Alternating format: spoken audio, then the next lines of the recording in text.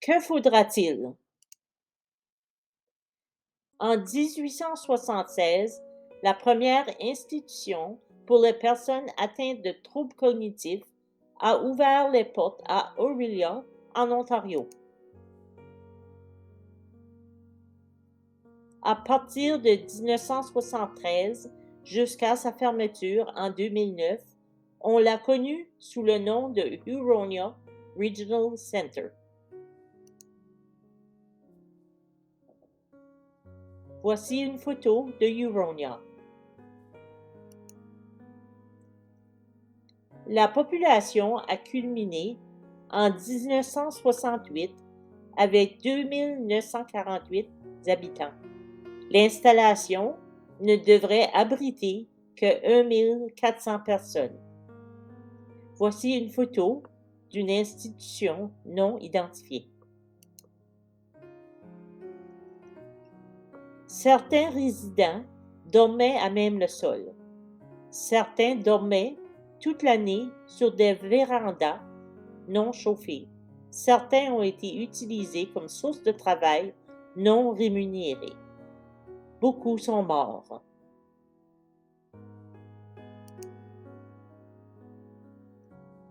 Les immeubles sont toujours debout, une source de traumatisme pour beaucoup de gens.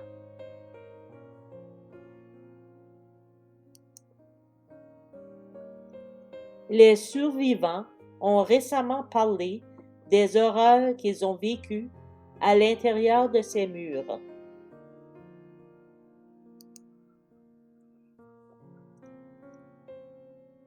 Les terrains de l'ancienne institution Huronia comprennent des tombes anonymes et numérotées.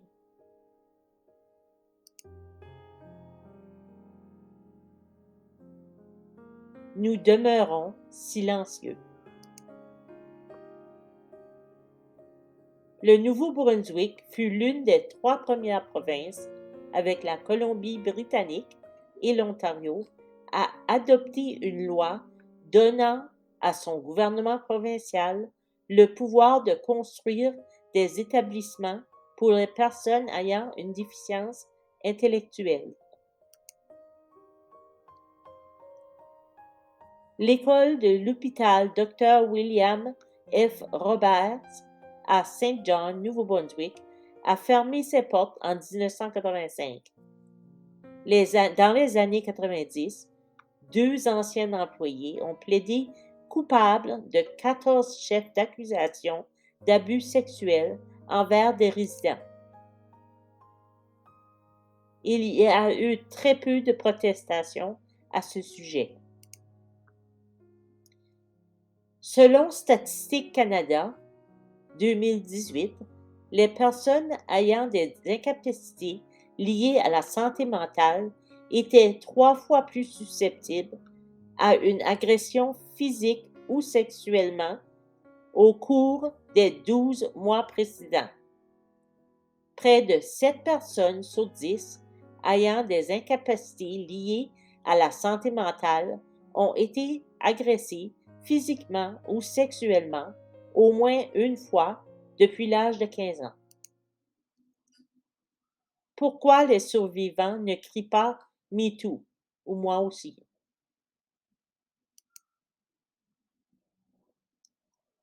Et écouteriez-vous s'ils le faisaient? L'Alberta a stérilisé plus de 2800 personnes souffrant de troubles mentaux et physiques de 1929 jusqu'à l'abrogation de la loi en 1972. Et aux États-Unis, seuls 2 États ont été interdits la stérilisation forcée. Nous ignorons combien de personnes handicapées ont été stérilisées de force dans les États où la loi le permet.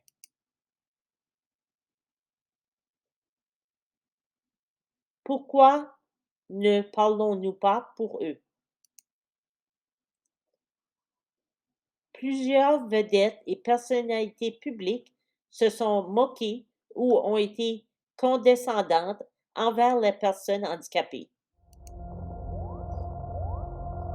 George Takei, Kylie Jenner, Kathie Lee Gifford, Kim Kardashian, Lizzo, Beyoncé, Cardi B et Donald Trump. Aucune de ces personnes ont perdu leur statut de prestige à cet égard, tandis que cela fut le cas pour tellement d'autres, et pour beaucoup moins. Pourquoi nous ne manifestons pas pour ceux et celles qui se sont fait ridiculiser? Au Nouveau-Brunswick et dans la plupart des provinces du Canada, les personnes handicapées vivent encore bien en dessous du seuil de pauvreté en attendant l'adoption de la prestation canadienne pour invalidité.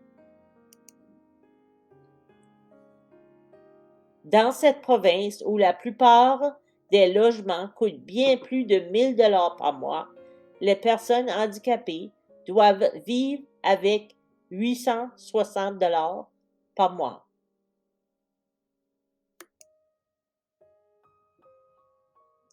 Il y a plus d'1 an, le premier ministre Blaine Higgs admit à la CPHNB, pendant l'une de leurs cafés-causeries en direct, qu'il ne sait pas comment les personnes handicapées peuvent vivre ainsi. You know, we had one member last month. I want you to understand how bad this is. Who did up her budget? She lives in a house, a rooming style house, where her food is included. After she pays her rent and she pays her phone, because I'm sorry, a cell phone is vital for a person with a disability. You need that for safety. You need that communication. And her bare necessities, she has $20 a month, and that has to pay for transit and everything. How, please explain, how are we supposed to live on $20 a month? That's what's extra. And, she goes out to look for jobs. No one wants to hire her because of her disability, but she's capable of working. She's worked before, but there's this fear of the unknown. How do you live on $20 a month?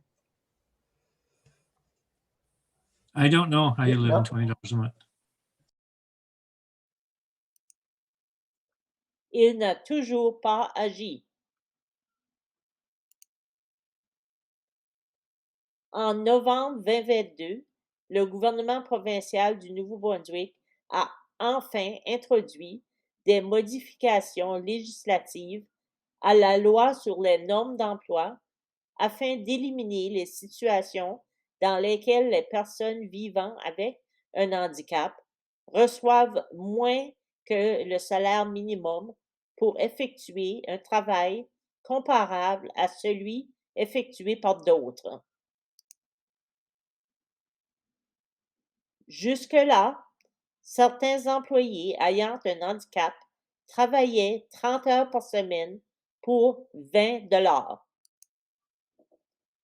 Jusqu'à 2022. Pensez-y pour un instant.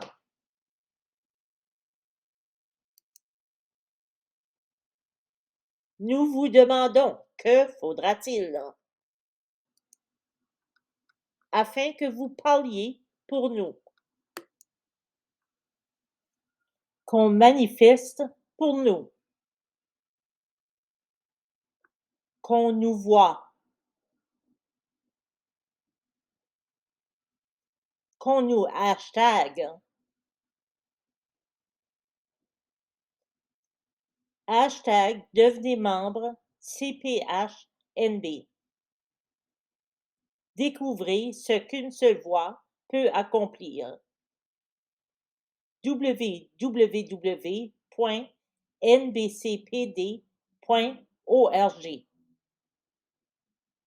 Une production de la CPHNB.